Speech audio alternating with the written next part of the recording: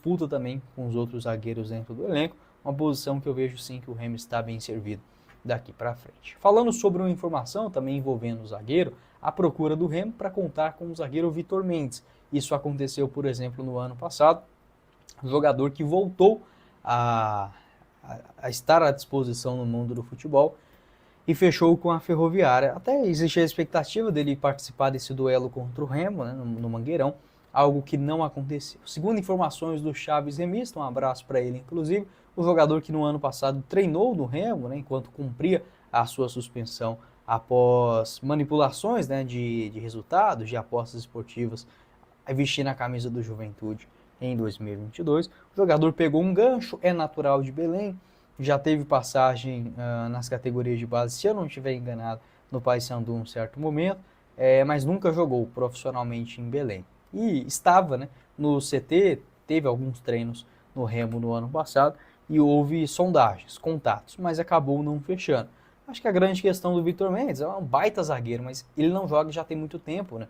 A última partida, por exemplo, foi, nossa, logo um jogaço, né, contra o River Plate, aquele, caramba, eu lembro desse jogo que eu tava lá em Buenos Aires.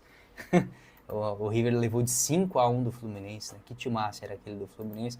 Ele participou de 20 minutos naquele jogo, depois teve a suspensão. Então, basicamente, 2 anos parado, né? Mas é um baita zagueiro, muito bom no posicionamento, na saída de bola, no jogo aéreo. Revelado nas categorias de base do Atlético Mineiro, do Santos, passou também no Figueirense em 2020 na Série B e começa a se destacar justamente pelo Juventude, emprestado pelo Atlético Mineiro. Depois ele volta para o Juventude, 21, 22 na Série A, e no Fluminense acabou sendo emprestado no ano seguinte. Hoje com 26 anos de idade, quem sabe no futuro também o jogador de Belém, que já revelou ter o desejo, né, de jogar no seu estado, possa ser um reforço do Remo.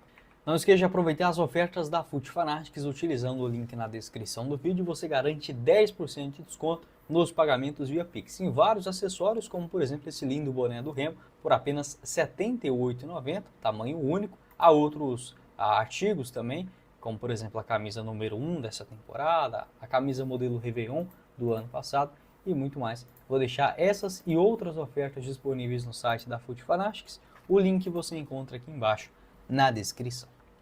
Completando o nosso vídeo, quero falar também sobre um nome que foi especulado no Remo em outros momentos dessa temporada, no ano passado, e que fechou com o clube da Série B e já está fazendo gol, que é o Léo Gamalho, o segundo maior artilheiro da história da Série B, agora apenas 8 gols atrás do Zé Carlos, né? O Zé do gol ex-CRB, Criciúma, que ainda é o maior artilheiro da história da Série B, o Léo Gamalho encostando.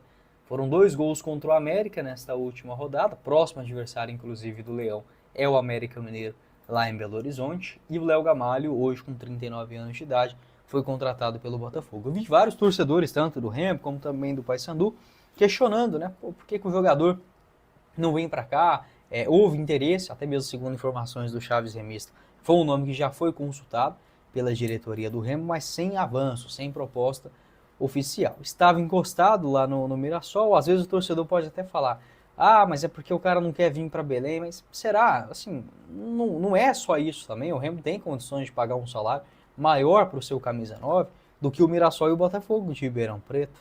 O Mirassol ele jogou a Série B no ano passado, por exemplo, na reta final, foram 4 gols marcados, e é um jogador que já defendeu vários clubes durante a sua carreira, já jogou no Santa Cruz, no Ceará, no Asa, então assim, não é aquele jogador que fica no Goiás, ele já atuou, no Uruguai, não é aquele jogador que fica só no interior de São Paulo, no Vitória também em 2023, então penso que foi uma opção desperdiçada, no meu entendimento, nessa temporada.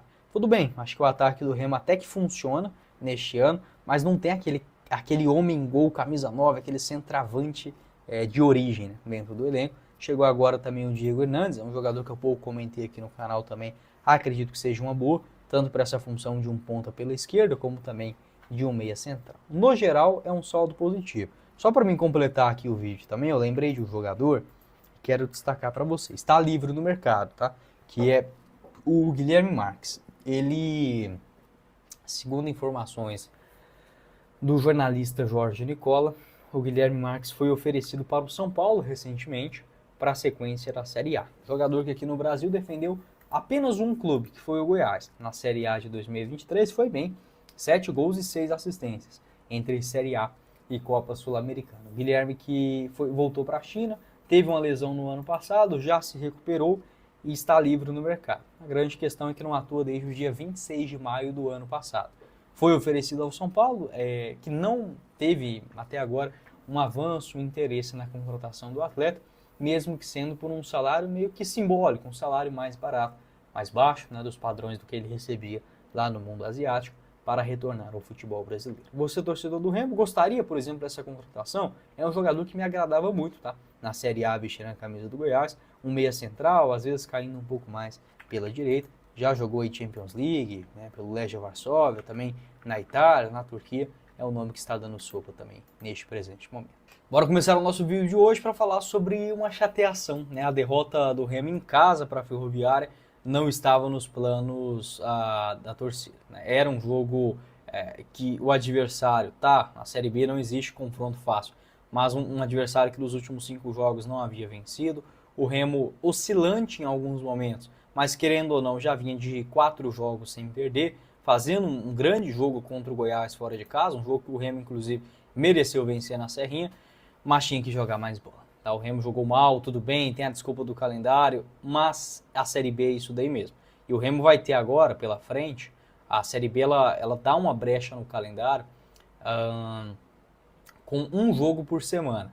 Eu vejo nesta possibilidade uma boa chance para o Antônio Oliveira tentar encaixar um pouco mais as suas ideias. O Remo, por exemplo, fez um bom jogo tático contra o Goiás. Isso não repetiu contra a Ferroviária, isso também não aconteceu em outros jogos, também na Série B, como por exemplo contra o Paysandu, e contra o Cuiabá também, o Remo precisando de uma vitória em confronto direto, não conseguiu fazer o algo a mais. Acho que contra o Novo Horizontino também, isso ficou bastante à mostra. Segundo informações do site Remo 100%, essa derrota coloca o técnico português numa corda bamba para a sequência da temporada. Ele que não conseguiu até agora dar uma performance, uma sequência na equipe na Série B e tem mais algumas chances aí pela frente, acredito eu, tá? Analisando o panorama. Agora o Remo perdeu uma boa chance em casa, né? As próximas partidas serão contra o América Mineiro fora, que também vive um momento oscilante, Botafogo de Ribeirão Preto em casa, Coritiba fora e Criciúma em casa. Acho que a diretoria do Remo vai sim dar uma chance para o Antônio Oliveira em pelo menos mais os 2 próximos jogos, tá? Porque é um técnico caro, você ficar trocando de treinador também o tempo inteiro não é a solução, só que já existe existe um limite, tá? Se perder, tem que pelo menos jogar um pouco mais. Contra o América lá, é um jogo que o Remo precisa pontuar, tá? De preferência buscar uma vitória para recuperar esses pontos perdidos em casa.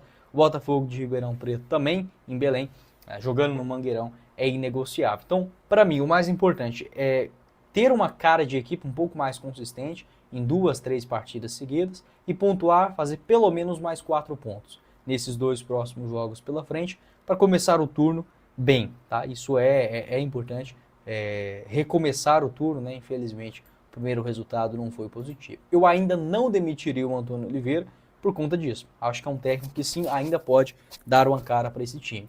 Já teve boas escalações, já teve boas aparições na Série B. Acho que contra o Goiás talvez tenha sido a melhor delas, em termos de ideia de jogo e desempenho. Contra o Atlético fora, sofreu, mas no segundo tempo soube vencer. A Chapecoense também.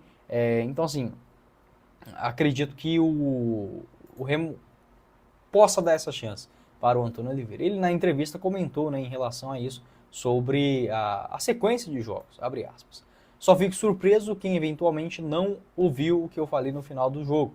Primeiro, tenho que ser grato aos meus jogadores, fizeram um esforço desumano para estar aqui hoje. Faz parte, nós temos que participar, cumprir o calendário e a agenda que nos estabeleceram. Mas eu já tinha dito, com 60 horas é normal que os jogadores não estejam totalmente recuperados. Sabíamos o risco que corríamos se não fizéssemos o gol no primeiro tempo. Não é só o cansaço físico, é o cansaço emocional. Às vezes, de uma forma injusta, fazemos juízo de valor com uma pessoa que está dentro de campo, fazendo o seu melhor, fazendo o seu esforço sobre-humano,